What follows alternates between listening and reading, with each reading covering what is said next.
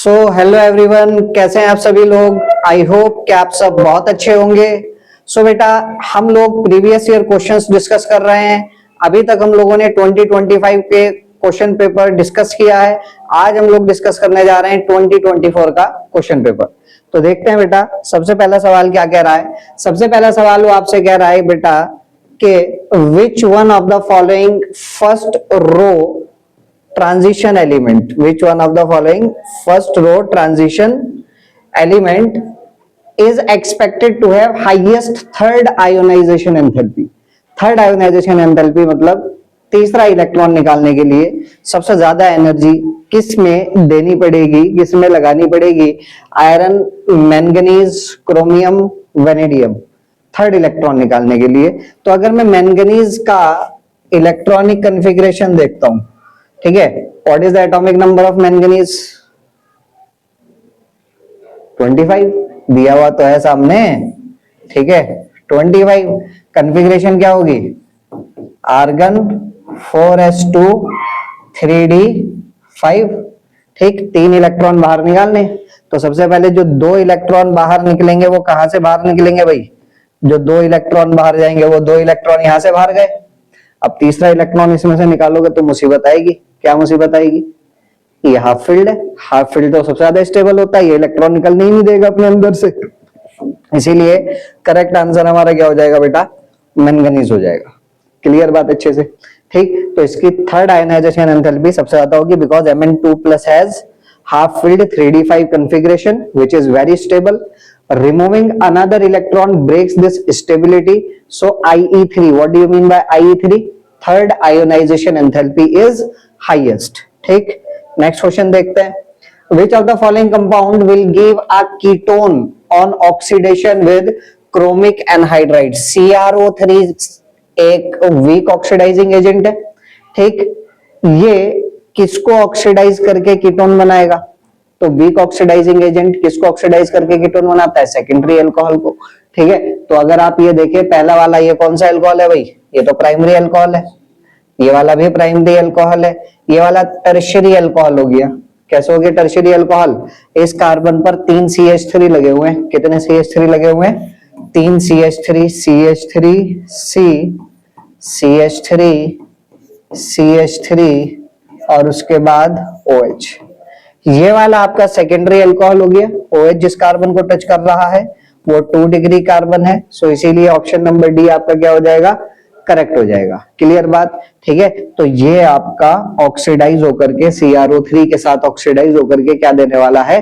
Ketone देने वाला है। क्लियर बात अच्छे से, ठीक। नेक्स्ट क्वेश्चन देखते हैं। 2 among the 3 components of DNA। DNA के 3 कंपोनेंट्स होते हैं।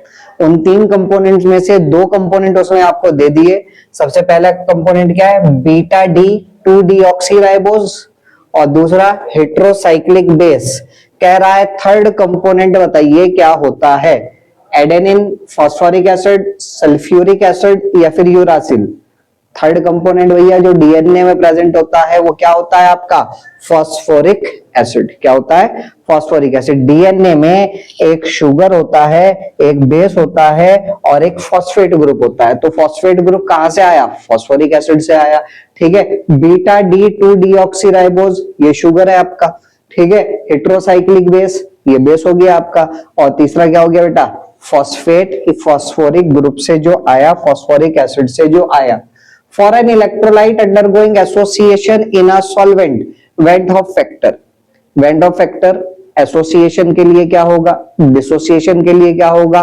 ठीक। तो I की वैल्यू 1 से बड़ी भी हो सकती है, I की वैल्यू 1 से छोटी भी हो सकती है और I की वैल्यू 1 के बराबर भी हो सकती है, ठीक। तो वेंट हॉफ फैक्टर एसोसिएशन के लिए, एसोसिएशन में क्या हुआ? मॉलिक्यूल आपस में करीब करीब आकर के जुड़ गए, ठीक है। तो जब मॉलिक्यूल आपस में करीब करीब आकर के जुड़ गए तो आई की वैल्यू क्या हो जाएगी? 1 से छोटी हो जाएगी। डिसोसिएशन में क्या होगा? मॉलिक्यूल टूट गया तो वहां पर आई की वैल्यू 1 से बड़ी हो जाएगी। और अगर ना तो एसोसिएशन हो रहा हो ना ही डिसोसिएशन हो रहा हो तो आई की वैल्यू किसके बराबर रहेगी? 1 के बराबर। तो एसोसिएशन में क्योंकि नंबर ऑफ मॉलिक्यूल्स कम हो गए, नंबर ऑफ मोल्स क्या हो गए? सॉल्यूशन में कम हो गए। पहले 2 मोल्स थे, अब 2 मोल जुड़ करके एक सिंगल मोल बन गया, 1 मोल बन गया, तो नंबर ऑफ मोल्स क्या हो गए, कम हो गए, तो आई की वैल्यू क्या हो जाएगी, 1 से छोटी हो जाएगी, तो went of factor will be less than 1, ठीक, is always less than 1, option number D यहाँ पर हमारा करेक्ट हो जाएगा। क्लियर है बात अच्छे से, ठीक। ग्रेटर देन 1 किसके लिए है बेटा, ग्रेटर देन 1 है डिसोसिएशन के लिए, किसके लिए है, डिसोसिएशन के लिए। लेस देन 1 किसके लिए है, एसोसिएशन के लिए, किसके लिए है, एसोसिएशन के लिए। इक्वल टू 1 किसके लिए है, इफ नाइदर एसोसिएशन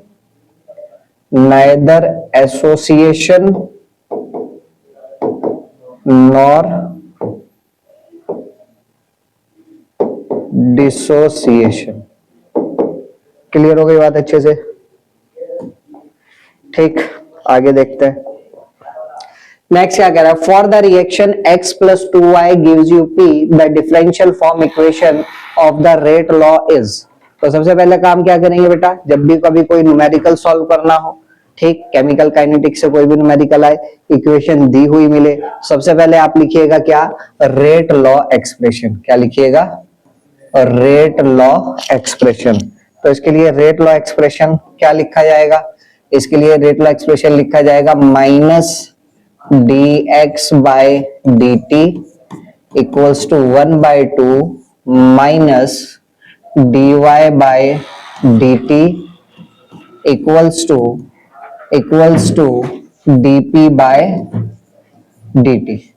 ये रेट लॉ एक्सप्रेशन लिखा जाएगा, ठीक। तो वो आपसे पूछ रहा है रेट लॉ किसके बराबर होगा, देख करके बताओ कौन सा ऑप्शन करेक्ट होना चाहिए भाई। Minus dy by d t is equal to 2dp by d t, minus dy by d t is equal to, देखो पहला वाला देखो, minus dy by d t, 2 की मल्टीप्लाई उधर कर दो, 2 टाइम्स dp बाई dt, तो ऑप्शन नंबर ए करेक्ट दिख रहा है।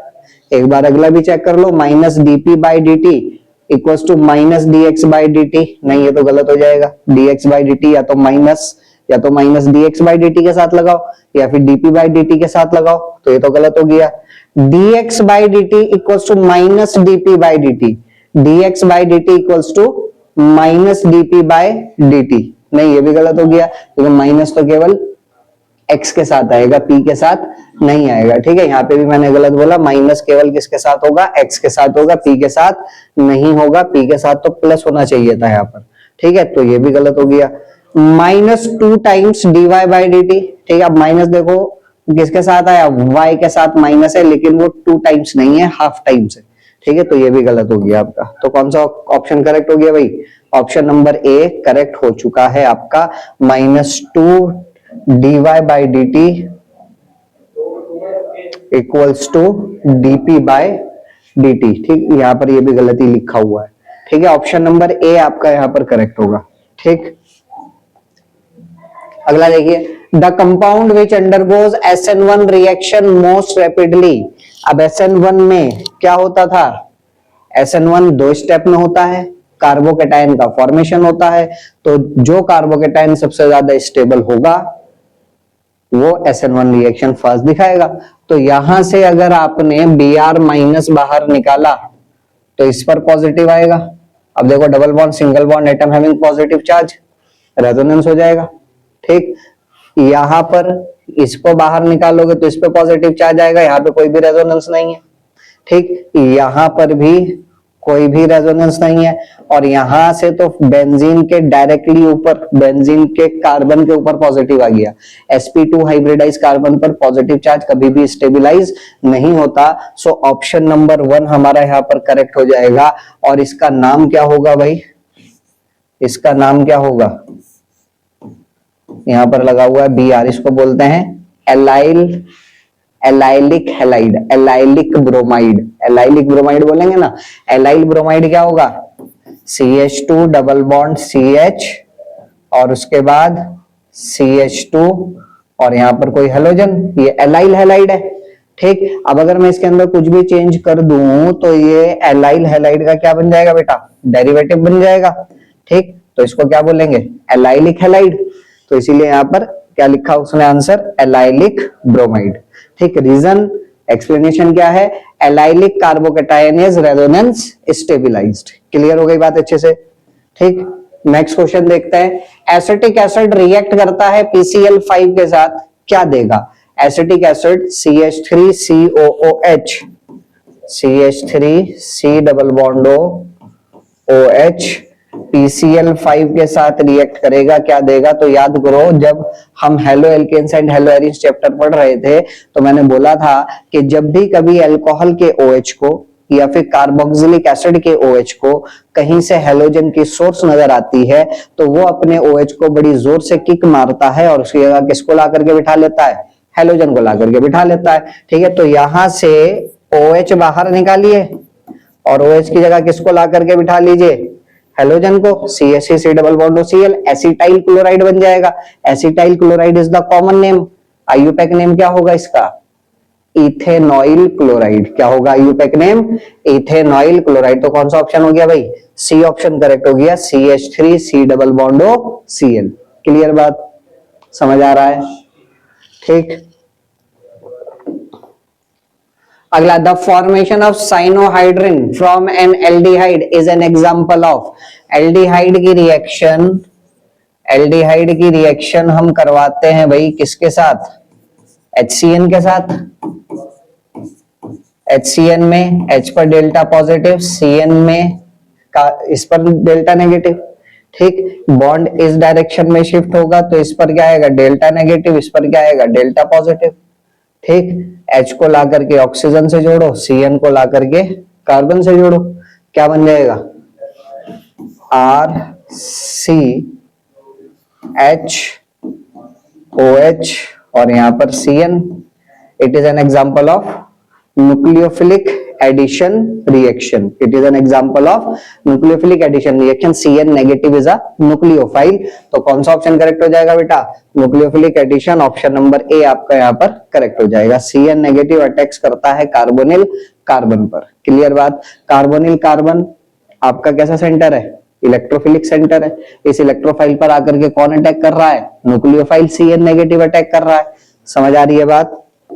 ठीक, नेक्स्ट क्वेश्चन देखते हैं। In the Arrhenius equation when log k is plotted against 1/t, Arrhenius equation पर ग्राफ बनवाए थे। ठीक, तो ग्राफ के ऊपर भी सवाल आ सकता है। A straight line is obtained whose slope पूछ लिया, क्या होगा? इंटरसेप्ट पूछ लिया, क्या होगा? तो पहले तो बताओ मुझे अर्हेनियस इक्वेशन क्या थी? k equals to a e की power minus EA by RT। ठीक, लॉग ले लीजिए, log k equals to log a फिर प्लस log e की power minus EA by RT। Minus EA by RT को नीचे लिया उतार के। ठीक, तो माइनस EA बाय RT और उसके बाद यहां पर क्या आ गया? log e। ठीक, बल्कि यहां पर लॉग भी कौन सा वाला लेना है? यहां पर लॉग नेचुरल लॉग लेना है, कॉमन लॉग नहीं लेना। यहां पर कौन सा लॉग लेना है? नेचुरल लॉग लेना है, कॉमन लॉग नहीं लेना। ln k equals to ln a और ln e। ठीक, अब ln log बेस e है, log बेस e और उसके आगे भी, तो ln e की वैल्यू तो क्या हो जाएगी भाई? ln e की वैल्यू तो क्या हो जाएगी? 1 हो जाएगी ना। ठीक है, या फिर चलो आप ऐसे भी नहीं करना चाह रहे, आप इसको ऐसे लिखो, ln e की power minus EA by RT। ठीक, फिर इसको पावर को नीचे उतार करके लेकर क्या हो? ln e की वैल्यू क्या हो जाएगी? 1। इसको लॉग में बदलने के लिए 2.303 log k equals to 2.303 log a plus EA by RT। अब log k और 1/t के बीच ग्राफ बनाना है। पूरी इक्वेशन को 2.303 से क्या कर दो? डिवाइड कर दो। ठीक, EA बाय RT को स्टार्टिंग में लिख लेता हूं। ठीक है, तो EA अपॉन 2.303 नीचे जाएगा, R 1/t को अलग से लिख लेता हूं, फिर प्लस log A अब इसको कंपेयर करो किससे, y equals to m x plus c से। ठीक, y एक्सिस पे कौन आया, log k। ठीक है, log k versus 1/t graph बनाना है ना, तो ये कहाँ होगा, y एक्सिस पर, ये कहाँ होगा, x एक्सिस पर। तो y एक्सिस पर log k आया, x एक्सिस पर कौन आया, 1/t आया। स्लोप किसके बराबर हुआ, EA अपॉन 2.303 r। स्लोप किसके बराबर हुआ, EA अपॉन 2.303 r। ठीक, हमने कुछ गलती तो नहीं की है, एक सेकंड, हाँ यहाँ पर एक गलती की है हमने।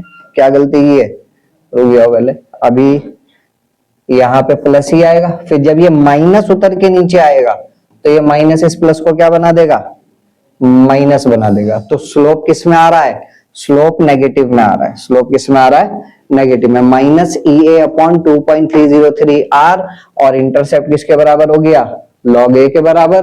तो बताइए कौन सा ऑप्शन करेक्ट हो जाएगा, स्लोप किसके बराबर है, माइनस EA अपॉन 2.303 r और intercept log a। Option number D हमारा यहाँ पर करेक्ट हो जाएगा। क्लियर हो गई बात। तो ग्राफिकल रिप्रेजेंटेशन तो बहुत सारे करे हमने, हर ग्राफ का आप डायरेक्टली याद नहीं रख सकते, स्लोप कितना है, इंटरसेप्ट कितना है, इक्वेशन तो याद ही होगी। ठीक है, इक्वेशन से ये डिराइव करते हुए आपको आना चाहिए। ठीक है, क्लियर है बात।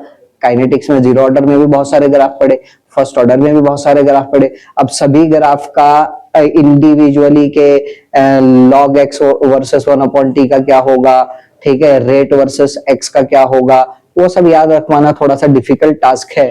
ठीक है, हाँ ये 1 मार्क्स में पूछा गया है फिलहाल तो MCQ में, 2 मार्क्स में अगर आएगा तो वो ग्राफ भी बनवा लेगा आपसे। ठीक है, चलो आगे देखते हैं। Next, the reaction of an alkyl halide with sodium alkoxide forming ether is known as.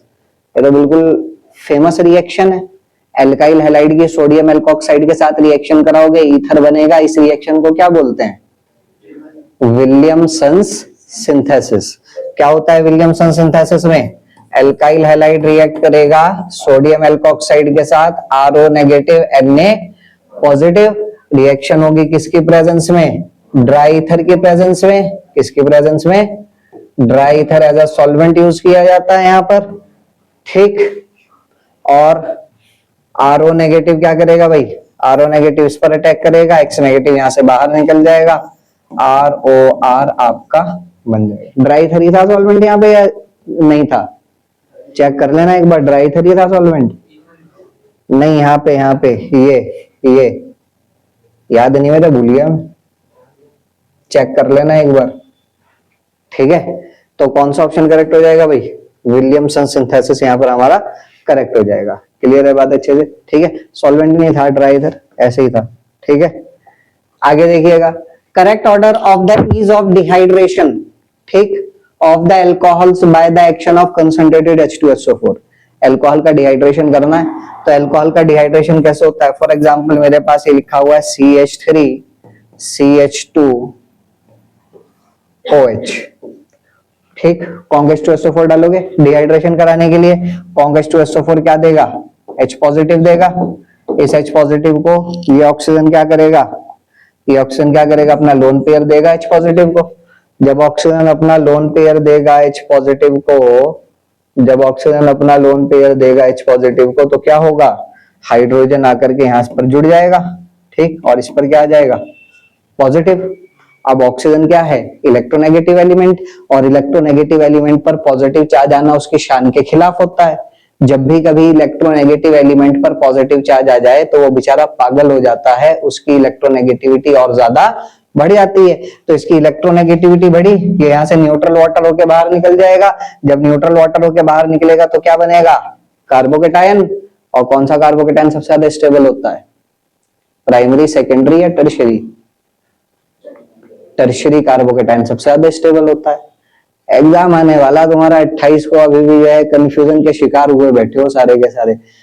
Tertiary carbocation सबसे ज्यादा स्टेबल है।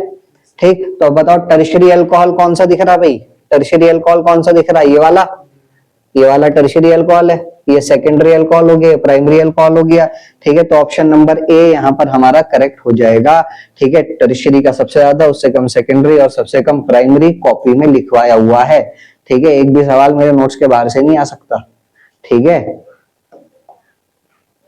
अगला, which functional group of glucose interact to form cyclic hemiacetal leading to pyranose structure। ठीक, सिर्फ एक biomolecule है जो याद करने वाला चैप्टर है, और तुम तो बायोलॉजी के स्टूडेंट हो, ठीक है, मुझसे ज्यादा आता होगा तुम्हें ये चैप्टर बायोमोलिक्यूल्स।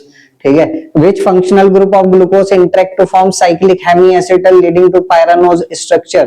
तो ग्लूकोज पायरानोज फॉर्मेशन जो होता है वो एल्डिहाइड फंक्शनल ग्रुप इंटरेक्ट करता है with the OH group present at carbon number 5। ठीक, एल्डिहाइड ग्रुप इंटरेक्ट करता है with the OH group present at carbon number 5। Intramolecular hemiacetal क्या देगा, 6 मेंबर्ड रिंग आपको दे देगा। ठीक है, आगे। ठीक, अब असर्शन एंड रीजनिंग के सवाल आ गए। ठीक, ऑप्शन नंबर ए क्या कह रहा है, अगर दोनों असर्शन और रीजन सही है और reason is the correct explanation of assertion. Option number B, दोनों असर्शन और रीजन करेक्ट है but reason is not the correct explanation of assertion. फिर असर्शन सही, रीजन गलत, फिर असर्शन गलत और रीजन सही। ठीक, तो देखते हैं क्या कह रहा है। सबसे पहला, when NaCl is added to water a depression in freezing point is observed। NaCl क्या है, वॉलेटाइल सॉल्यूट या non volatile solute? NaCl volatile है, नॉन वॉलेटाइल है? NaCl रखा रखा उड़ जाता है क्या? तुम्हारे घर में किचन में जो नमक रखा है, ठीक है, जिस डब्बी में नमक रखा हुआ है उस डब्बी को ओपन कर दो, क्या रखे रखे उड़ जाएगा? नहीं। तो इसका मतलब NaCl वॉलेटाइल हुआ कि नॉन वॉलेटाइल हुआ? नॉन वॉलेटाइल है। तो जब भी नॉन वॉलेटाइल सॉल्यूट ऐड करते हैं किसी भी सॉल्वेंट में तो there is depression in freezing point. ठीक है, तो इसीलिए असर्शन तो सही है। NaCl undergoes dissociation in water. हाँ, NaCl का डिसोसिएशन तो होता है but it is not the correct explanation. Depression in freezing point क्यों हो रहा है NaCl ऐड करने से, it is not the correct explanation. Assertion भी सही है, रीजन भी सही है but reason is not the correct explanation. ठीक है, both true not correct explanation. ठीक है, it is not correct explanation, not correct explanation आएगा। क्लियर है बात अच्छे से? ठीक, separation of zirconium and hafnium is difficult. Zirconium और हॉफनियम का सेपरेशन क्या होता है भाई, डिफिकल्ट होता है। तो असर्शन करेक्ट है। जर्कोनियम और hafnium have same similar radii due to lanthanide contraction. Reason भी करेक्ट है, यहाँ पर लेंथेनाइड कॉन्ट्रैक्शन आती है। Both assertion and reason are correct and reason is also the correct explanation of assertion. ठीक, the pKa of ethanoic acid is lower than that of this। इसका मतलब ethanoic acid is more stronger acid than this. अब ethanoic acid क्या होगा भाई, ethanoic acid ये है आपका CH3COOH। वो कह रहा है कि इथेनोइक एसिड में और 2-क्लोरो इथेनोइक एसिड में ज्यादा स्ट्रॉन्गर एसिड इथेनोइक एसिड है। बताओ इन दोनों में ज्यादा स्ट्रॉन्ग एसिड कौन होगा, पहला वाला कि दूसरा वाला? दिमाग का इस्तेमाल करके जवाब दो, दिमाग घर पे रख के मत आया करो। कौन सा होगा सबसे ज्यादा स्ट्रॉन्ग एसिडिक? दूसरा वाला होगा ना। अरे Cl माइनस आई इफेक्ट दिखाएगा। यहाँ से H पॉजिटिव को बाहर निकालो, यहाँ से H पॉजिटिव को बाहर निकालो। ठीक है, एसिड में से H पॉजिटिव बाहर गया तो क्या बना, कॉन्जुगेट बेस। कौन सा कॉन्जुगेट बेस स्टेबल होगा? ये तो उल्टा प्लस आई इफेक्ट दिखा के ऑक्सीजन के ऊपर इलेक्ट्रॉन डेंसिटी और ज्यादा बढ़ा देगा। ये क्या करेगा, ये इसको संतुष्टि प्रोवाइड करेगा। ठीक है, माइनस आई इफेक्ट दिखाएगा, इलेक्ट्रॉन डेंसिटी को घटा देगा।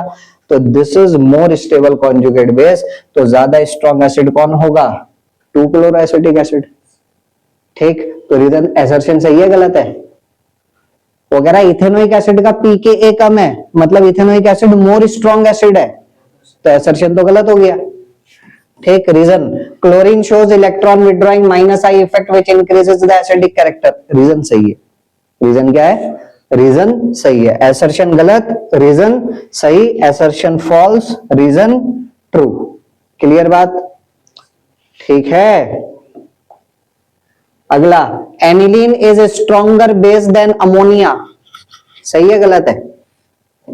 एनिलीन की बेसिसिटी अमोनिया से भैया ज्यादा है। अब अमोनिया बेस क्यों है और एनिलीन बेस क्यों है? Because why ammonia is basic in nature.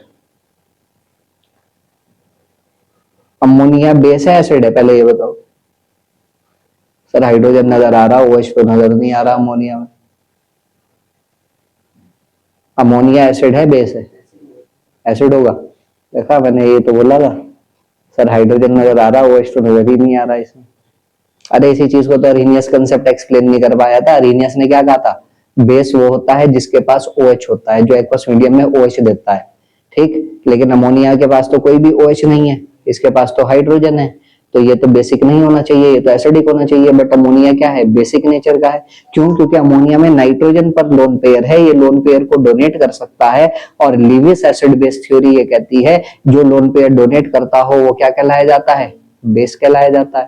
तो अमोनिया में नाइट्रोजन पर लोन पेयर है, एनिलीन में भी नाइट्रोजन पर लोन पेयर है, दोनों लोन पेयर डोनेट कर सकता है, इसका मतलब दोनों क्या है, बेसिक। लेकिन ज्यादा बेसिक कौन होगा, ज्यादा बेसिक कौन होगा, एनिलीन में नाइट्रोजन के ऊपर जो लोन पेयर अवेलेबल है वो बेचारा बेंजीन के साथ रेजोनेंस में, कॉन्जुगेशन में इन्वॉल्व है। वो बेचारा बेंजीन के साथ रेजोनेंस में, कॉन्जुगेशन में इन्वॉल्व है। लोन पेयर तो डोनेट तब करेगा जब लोन पेयर यहाँ बैठा हुआ होगा। लोन पेयर घर पे होता ही नहीं, जब भी मिलने जाओ मिलता ही नहीं, तो लोन पेयर कैसे डोनेट करे, कर ही नहीं सकता। तो इसीलिए aniline is less basic than ammonia. Hydrogen ना तो माइनस इफेक्ट दिखाता है ना प्लस इफेक्ट दिखाता है। वो कह रहा है aniline is a stronger base than ammonia. सही है गलत है? गलत है, ठीक है, असर्शन गलत है।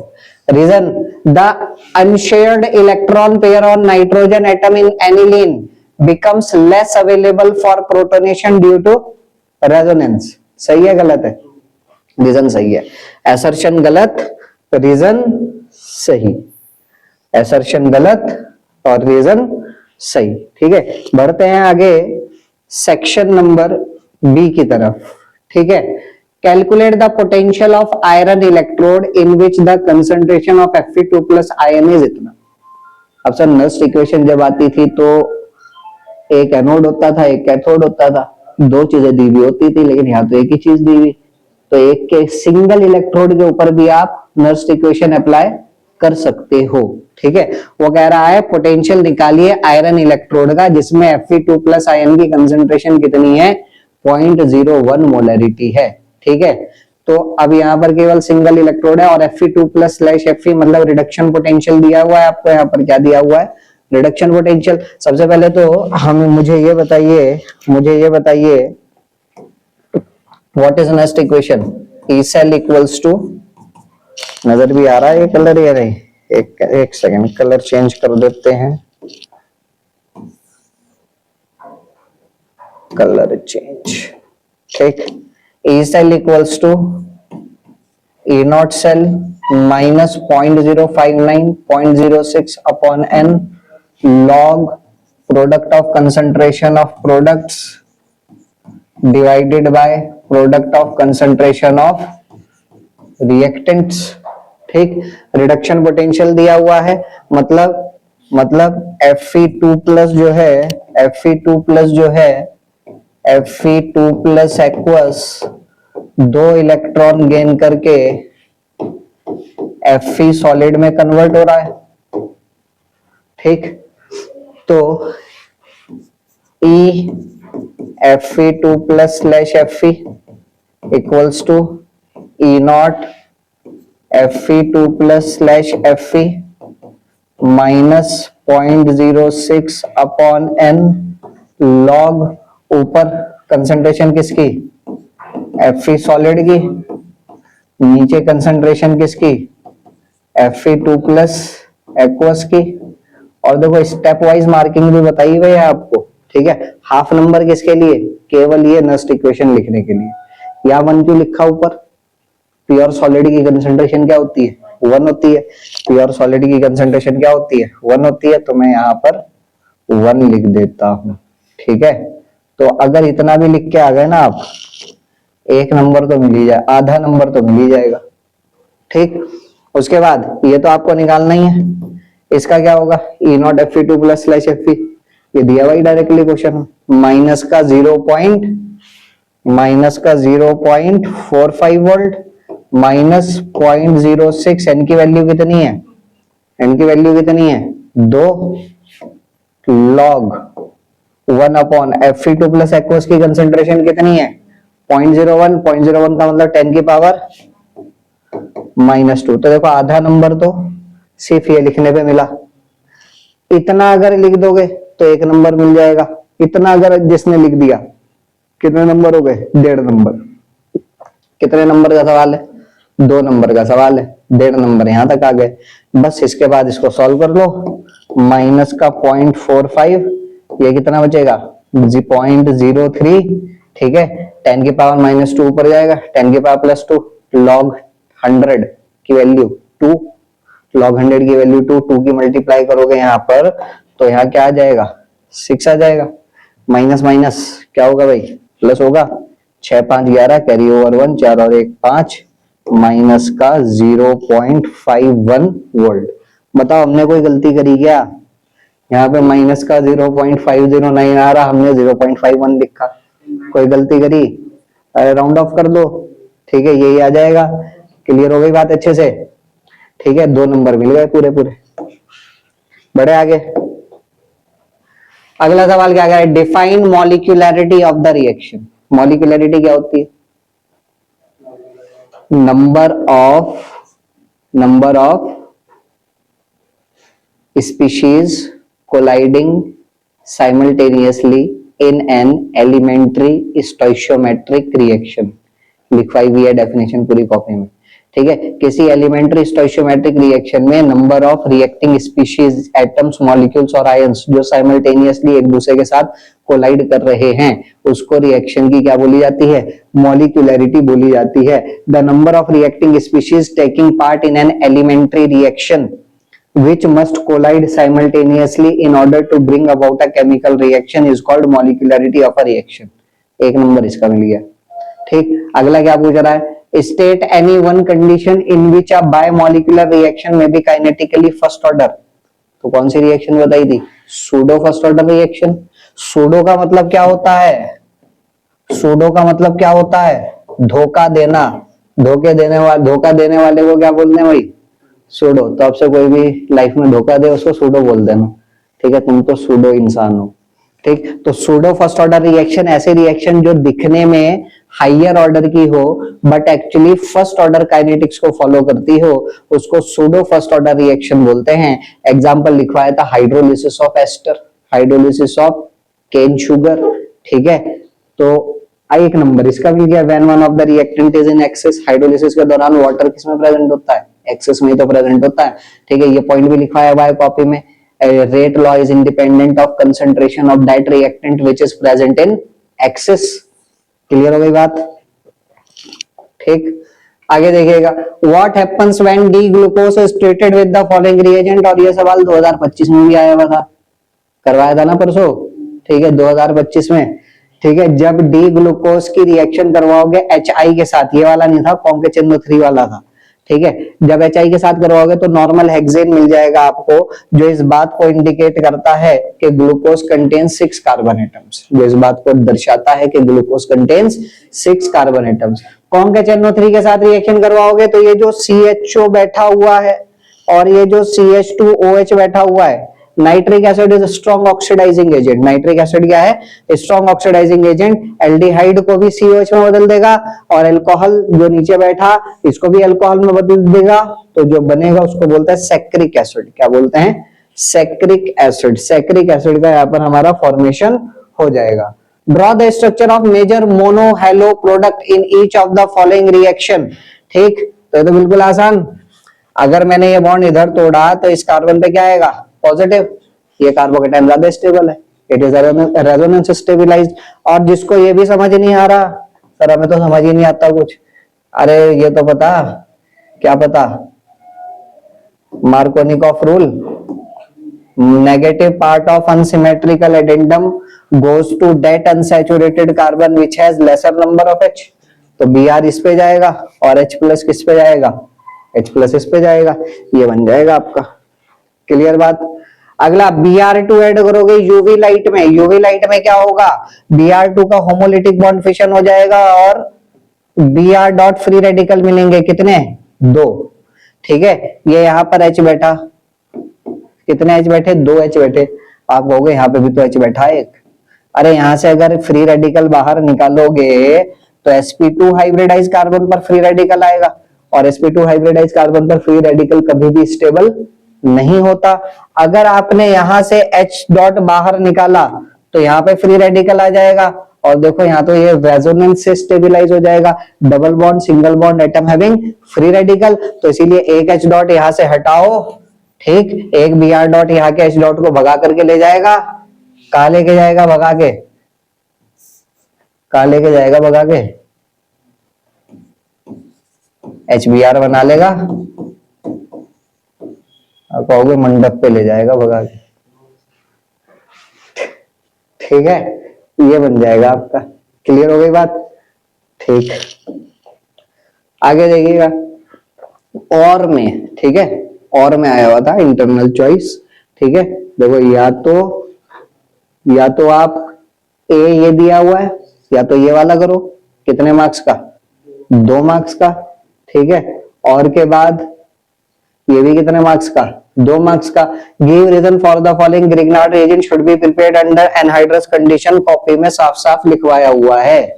Grignard reagent is a versatile reagent due to polar CM bond, carbon metal bond, so it is necessary to avoid it from traces of moisture, so it is prepared in anhydrous conditions, ठीक है। It reacts with water to form alkane, ये reaction भी करवा रखी है, Grignard reagent water के साथ react करता है, RMgX, ठीक है, वाटर HOH, ठीक है, तो इस पर डेल्टा नेगेटिव, इस पर डेल्टा पॉजिटिव, यहाँ R पर डेल्टा नेगेटिव, Mg पर डेल्टा पॉजिटिव। बताया था ग्रिग्नार्ड रिएजेंट का R base as well as nucleophile दोनों की तरह बिहेव करता है। सबसे पहले वो तलाश करने की कोशिश करेगा एसिडिक प्रोटॉन, अगर उसको एसिडिक प्रोटॉन मिल गया, ठीक है, तो वो एसिडिक प्रोटॉन पर जाकर के अटैक करेगा, because acid base reactions are very very fast reaction, तो ग्रिग्नार्ड रिएजेंट का R बेस की तरह बिहेव करेगा, एल्केन बन जाएगा। ये रिएक्शन लिखवाई हुई है मैंने कॉपी में अच्छे से, ठीक है। Alkyl halides give alcohol with aqueous KOH, aqueous KOH डालोगे या एक्वस NaOH के साथ रिएक्शन लिखवा रखी मैंने। अब NaOH लिखो या KOH लिखो, एक ही बात है या अलग अलग बात है? एक ही बात है। सोडियम पोटेशियम एक ही खानदान के हैं, सेम खानदान को बिलोंग करते हैं, सेम खानदान से मतलब सेम ग्रुप के हैं, ठीक। NaOH या KOH के साथ रिएक्शन करवाओगे, यहां से बेस क्या मिलेगा? OH माइनस, OH माइनस आके इस पर अटैक करेगा, इसको लात मार के बाहर निकालेगा, ROH बन जाएगा और KX अलग निकल जाएगा। तो NaOH या KOH एक्वस अगर डालते हो तो ये न्यूक्लियोफिलिक सब्स्टिट्यूशन रिएक्शन का एग्जांपल है। किसका एग्जांपल है? न्यूक्लियोफिलिक सब्स्टिट्यूशन रिएक्शन का एग्जांपल है। और ये क्या देता है आपको? अल्कोहल देता है। तो alkyl halides give alcohol with aqueous KOH, whereas in presence of alcoholic KOH, जब अल्कोहलिक KOH डाला था तो डिहाइड्रोहेलोजिनेशन हुआ था। क्या हुआ था? अल्कोहलिक KOH डालोगे तो क्या होगा? डिहाइड्रोहेलोजिनेशन। यहाँ पे Cl डाला, ठीक है, और यहाँ पर लिखा आपने अल्कोहलिक KOH, ठीक है, एक Cl यहां से गया, इसके पड़ोसी वाले कार्बन से एक हाइड्रोजन गया, ठीक है, लेफ्ट वाला कार्बन भी रोने लगा, राइट वाला कार्बन भी रोने लगा, दोनों ने मिलकर एक दूसरे को चुप कर लिया, ठीक, एल्कीन बन गया। तो वो कह रहा है अल्कोहलिक KOH डाल रहे हो तो डिहाइड्रोहेलोजिनेशन हो रहा है, एल्कीन मिल रहा है, ठीक है। एक्वस KOH डाल रहे हो तो सब्स्टिट्यूशन हो रहा है। उसका रीजन क्या है? तो उसका रीजन उसने बोला अल्कोहलिक KOH एक स्ट्रॉन्ग बेस की तरह बिहेव करता है। अल्कोहलिक KOH किसकी तरह बिहेव करता है? स्ट्रॉन्ग बेस की तरह, ठीक, देन एक्वस KOH। इसीलिए alcoholic KOH leads to elimination reaction. Aqueous KOH base की तरह बिहेव नहीं करता, स्ट्रॉन्ग बेस की तरह बिहेव नहीं करता। बेस तो दोनों है लेकिन स्ट्रॉन्ग की तरह कौन बिहेव करेगा? अल्कोहलिक KOH, ठीक। Leads to elimination of alkyl halide या फिर alkoxide ion in alcoholic KOH। अब अल्कोहलिक KOH की बात करें, अल्कोहलिक KOH में जो एल्कोक्साइड आयन है, ठीक, acts as strong base due to which elimination takes place. यहाँ पर एलिमिनेशन हो जाएगी। क्लियर है बात अच्छे से? तो ये बात याद रखने को भी बोला था। अल्कोहलिक KOH चूज करोगे तो एलिमिनेशन होगा, एक्वस KOH चूज करोगे तो सब्स्टिट्यूशन होगा। रीजन पूछता है तो एज इट इज डिक्टो यही चेप देंगे वहां पर, ठीक है। आगे देखते हैं लास्ट क्वेश्चन आज की जंग का, ठीक।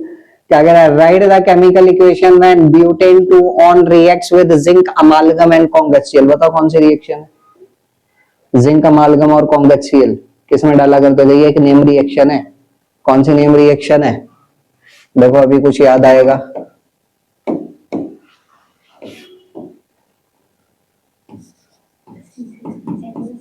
ना ना,